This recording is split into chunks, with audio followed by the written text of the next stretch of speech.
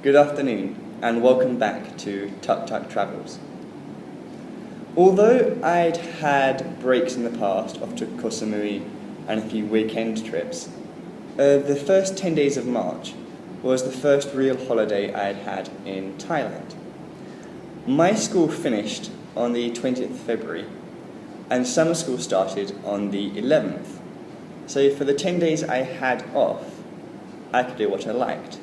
Now, fortunately, during this time, another teacher called Michael was offering people to come visit, to come stay and go out.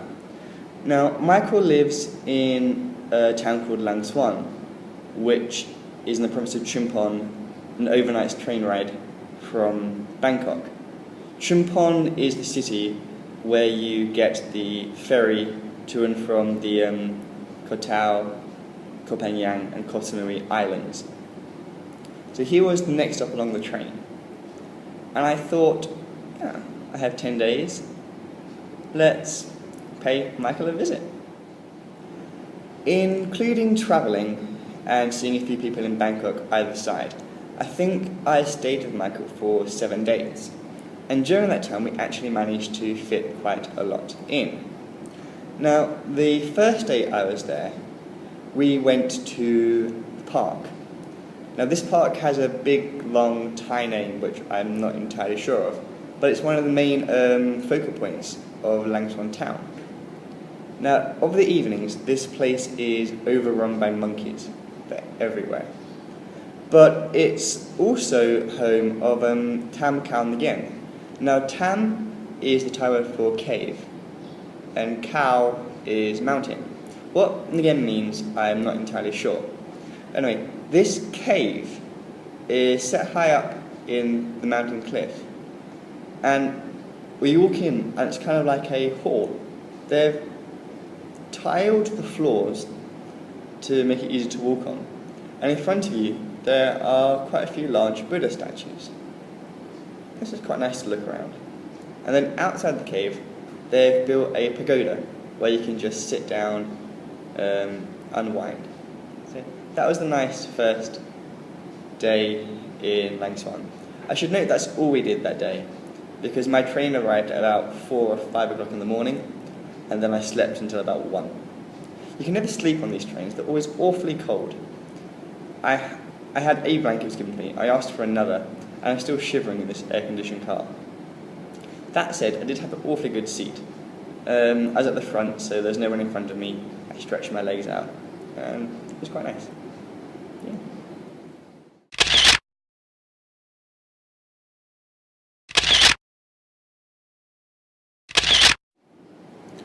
On the subject of caves, I also convinced Michael to drive me to Tam Khao Kriap. Now this is about 15 kilometres outside of Lang Suan, and having never been there before, he had no idea how to get there. It was slightly raining at this point, a few drizzles, and we set off and his motorbike brakes.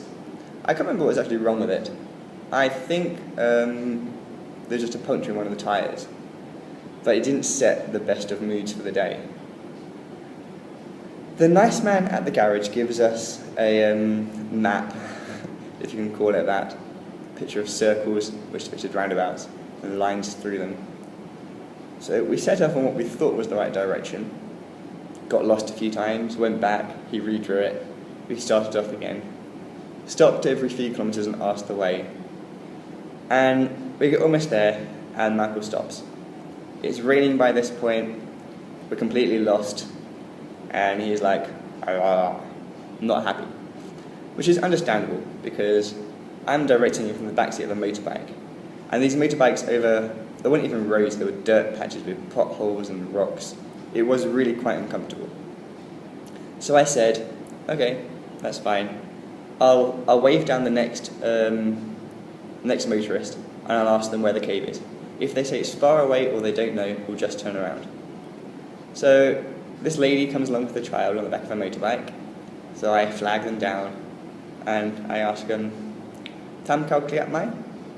And she looks at me funny, and then just kind of points to the turning on the left, and then just nods and drives away. So I walk over to this turning, and there's a nice big sign saying Tam Khao Kliang. And I was like, oh, there you go then. So that was quite easy to find. Now, this cave is actually quite high up. There's only 370 steps to get to it from the base of the mountain, but each step is an effort to climb up. They were steep. But it's meant to have the best stalagmites and stalactites in all of Thailand. So that's the reason I wanted to go. And it didn't disappoint. It was actually a very good cave. The only downside being, unfortunately, the lights weren't turned on. So we could only go into the main atrium and a few of the side rooms before the total blackness of the caves took over. I was using my camera at one point to just keep flashing the way as a path until I kind of stopped and there's a huge drop in front of me, so I just turned around. But with the lights turned on, I imagine you can probably go quite deep and have quite a good look. So that was quite nice. Coming back was much easier, we knew the way, and Michael was in better spirits after seeing the cave, which is good. Oh, that was fun. It was a good cave.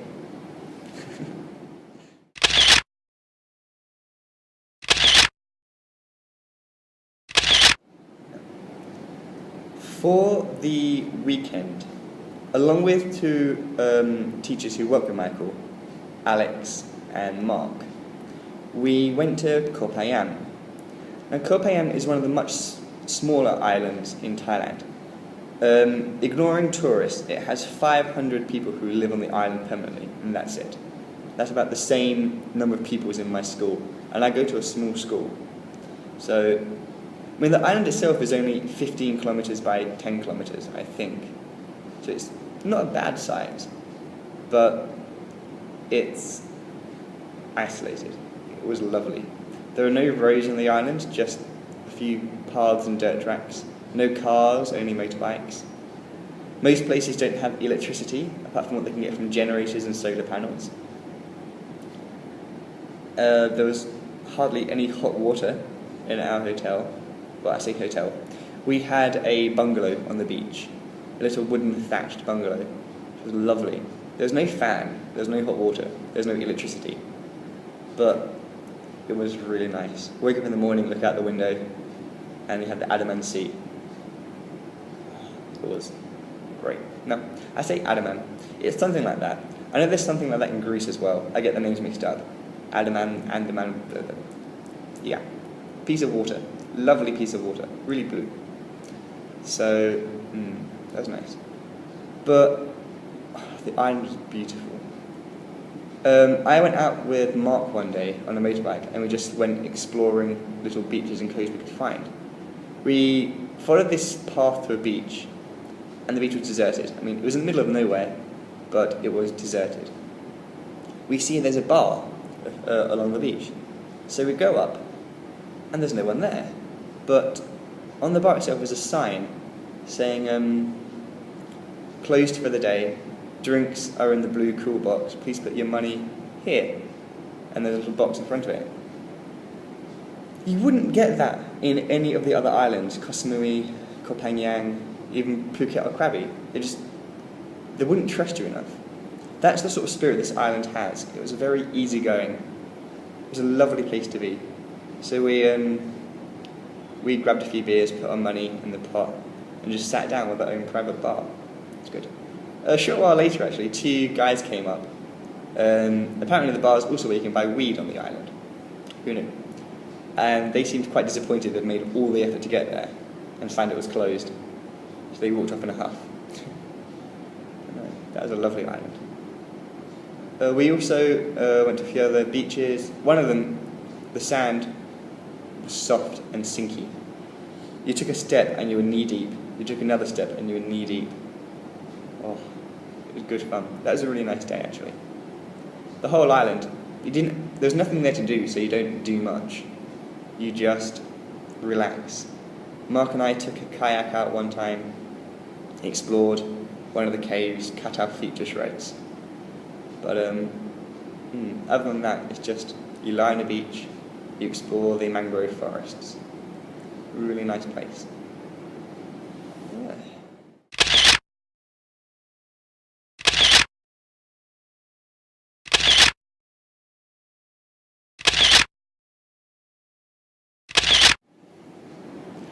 Back in Lang Swang, Michael took me to another island called Tuk-Tuk.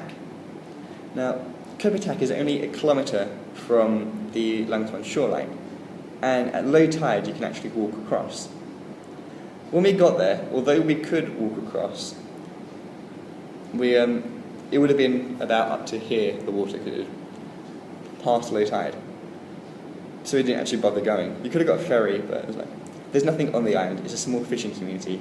Meant to be quite nice rock formations, but I'll pass. So we actually spent the afternoon just sitting on the pier. We went, at the end of the pier, you can get in the water, it was only about waist high there. And we mucked around on the pier, had a few beers and sunbathed. Which is quite nice. And then after that I was taken to Saili Beach, which has a huge Buddha statue, a nice temple complex, and we hand-fed some turtles. These turtles are really strong, actually. You can play tug of war with a piece of corn bread, and you will lose. If you keep playing, they'll just eat your fingers. So, yeah, you give up after a while. But they were really strong turtles, really strong. Yes. The following day, we went to Lam Son Beach. Now, Lam Son Beach is famous because it has a 1/3 concrete replica of the Royal Shakri Nulubet warship. Now, this ship is the smallest aircraft carrier in the world, the real one, not the model. And it was also the first aircraft carrier owned by a Southeast Asian country. Nice. It's completely made of concrete, which is really odd. It's this huge aircraft carrier made of concrete. But you go inside and there's a little miniature museum, really tiny, about the warship itself.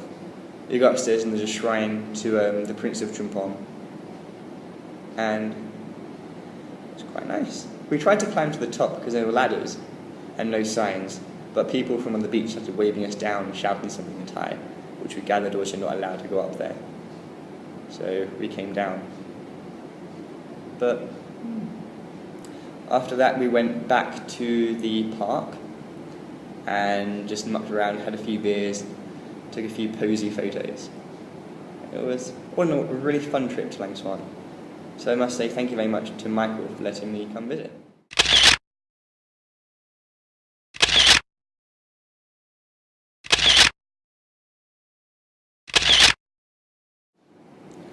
After returning from my visit, I started summer school. Now, summer school was odd. The days were shorter, and yet I had longer working hours than I did at normal school. It was only an extra hour a week, but I was like, this makes no sense. But it was fine. A lot of the time, I was actually asked to teach the students phonetics. Now, I loved teaching phonetics. I'm trying to learn the Thai alphabet. I mean, I'm failing, but I'm trying to learn the Thai alphabet. And it was great to use phonetics like vowel sounds and a few consonants, that I could use the English vowel sound with the Thai alphabet letter. Because Thai is a very tonal language. Each of their letters, whereas we have a different sounds for the letters, their letters are sounds. So they have A is a letter, B, K, A, E, E. They're all different letters. So I could use the Thai alphabet to explain English phonetics. And not only did it help them, but it helped me as well. I was like, so I can now write lots of little things in Thai. I'm afraid that's all we have time for this week. But next time you'll hear all about my travels around Cambodia, Vietnam and Thailand. So until then, goodbye.